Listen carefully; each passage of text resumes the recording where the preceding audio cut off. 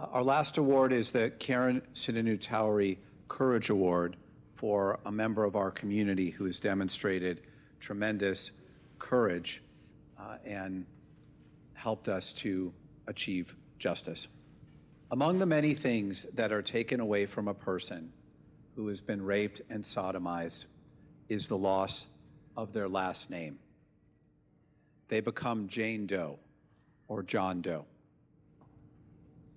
Adrian got the last name Doe the day he walked into the police station with his wife and said he'd been raped multiple times as a child by his cousin, San Jose councilman Omar Torres.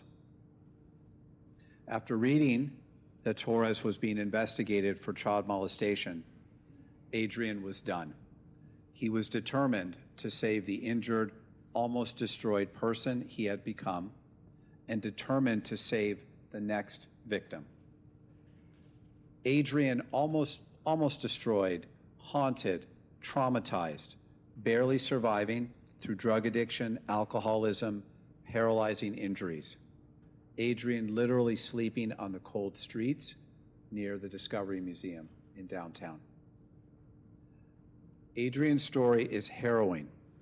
His victim impact statement read out loud in court details how an innocent person's identity can be devastated by a predator. Adrian remembers staring at red carpeting, seeing a Britney Spears poster as he suffered through Torres's violent assaults that started when he was 9 years old and lasted well into his teens. It's hard to read and also imperative to read. Adrian wrote, "In all reality, how can I put a price tag on everything in my life I endured at the hands of Omar Torres?"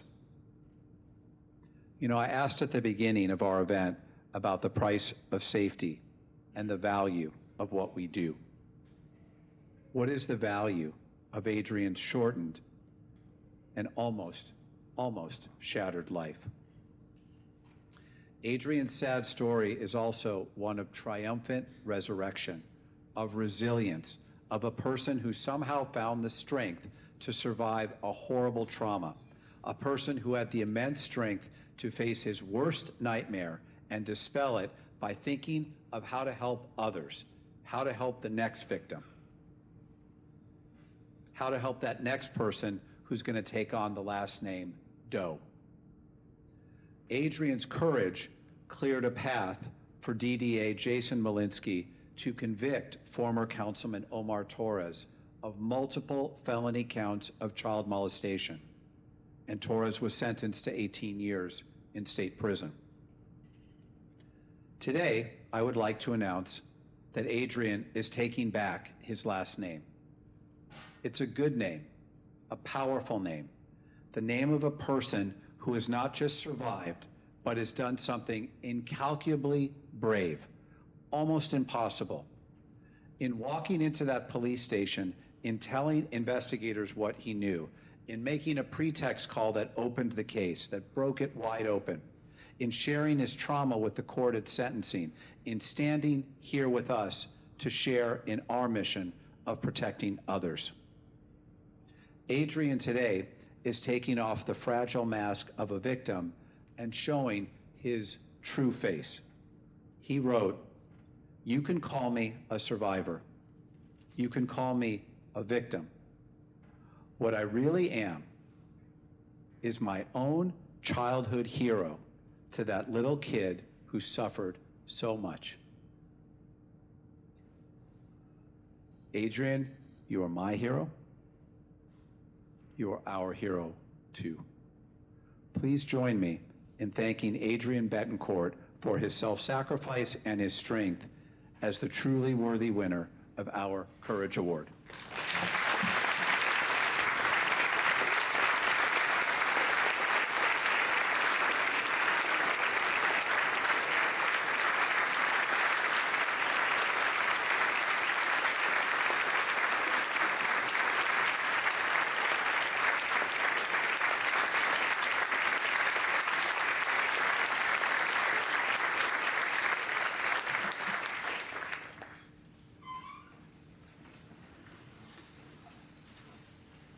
scarier up here.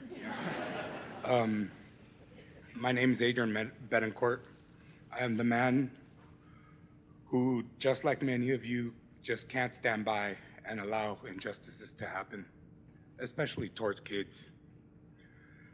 I am standing up here today to give a voice to the most vulnerable, the children, the victims, the survivors of sexual assault, the boys and young men and adult men that stay silent and hold it all in.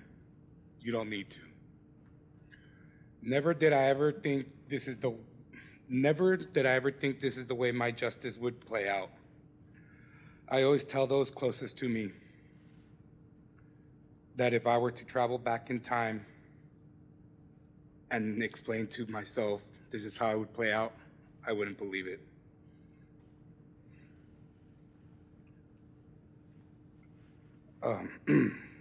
Out of all the scenarios I would play out in my head, turning in my rapist in this way was never envisioned. I'm standing here today because I could no longer stay silent. When the allegations came to light, I instantly regretted my silence that I held in for so long. Just like anyone else who has been through this, I hope to be the only victim. I knew that what happened, I knew that what I have been through, my rapist was capable of doing again. I had hope. When I read the affidavit, I knew the hidden truth that I could no longer let live inside me. Despite his lies that were spreading amongst my family of his fantasies and role plays, I knew he was ready to hurt someone else. Coming forward was not easy. I wish it could have gone any other way than it did.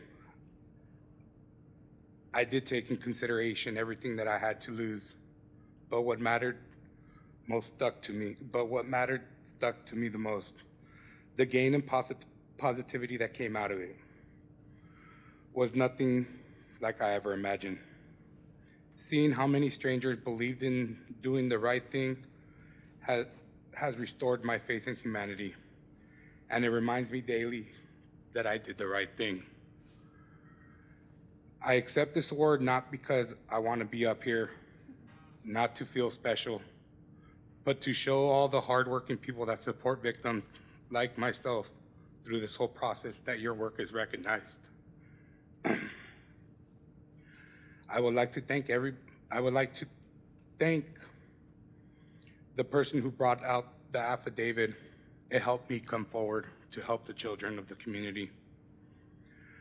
I would like to thank the victims hotline services of my community of Calaveras County because they encouraged me to go to the police, especially when I didn't know what to do and I was calling around everywhere to figure out what to do.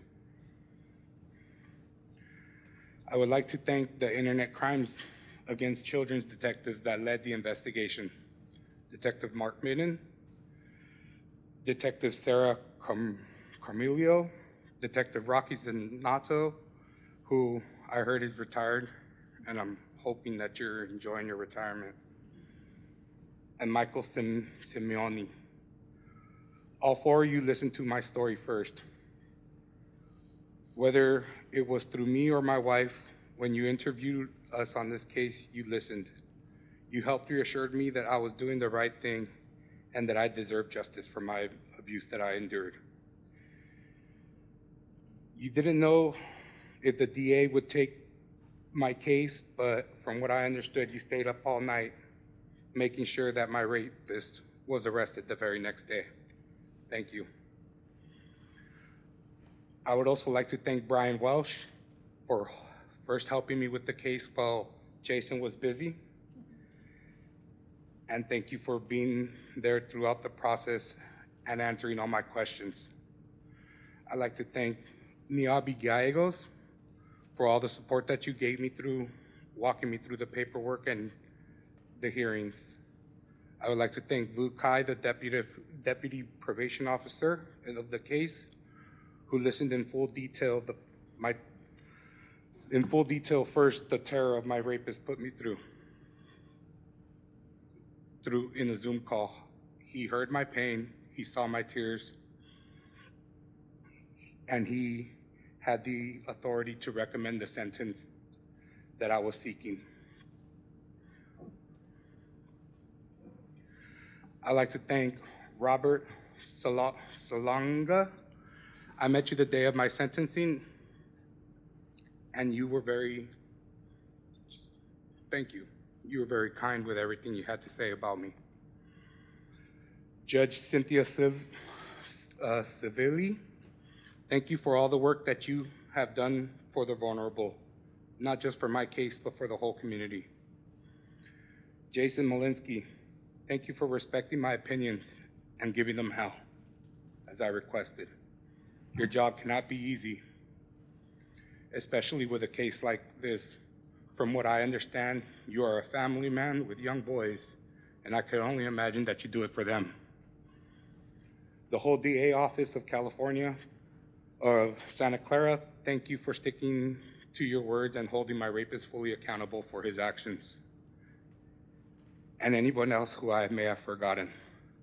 Thank you to the handful of family members that didn't leave my side. Your love and support was seen and felt through the whole process. Thank you to my mother. I know it wasn't easy for you to learn, especially after your own pain that you suffered. But what I've learned is how strong you are, how resilient you are, and the best qualities of you live within all three of your kids. Your honesty, your strength, your perseverance to overcome and keep pushing forward will always be with us. My brother and sister, Lupe and Noel, thank you for believing me and standing by my side. Both of you brought the passion that I needed when all this happened. And I know that I did the right thing when you guys stood with me. My wife, thank you for holding on to what happened inside of you for so many years, for trusting in my words that one day my day will come. It wasn't easy, but like I promised, the day came. Look where our patient led us.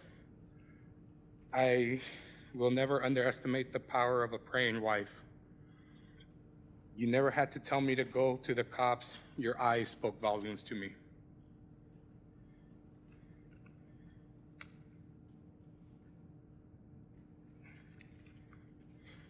And I would like to close with the idea that Superman has. Superman offers the idea that a hero is an ordinary person who perseveres despite the obstacles. All of you are superheroes. And thank you for all the work you do.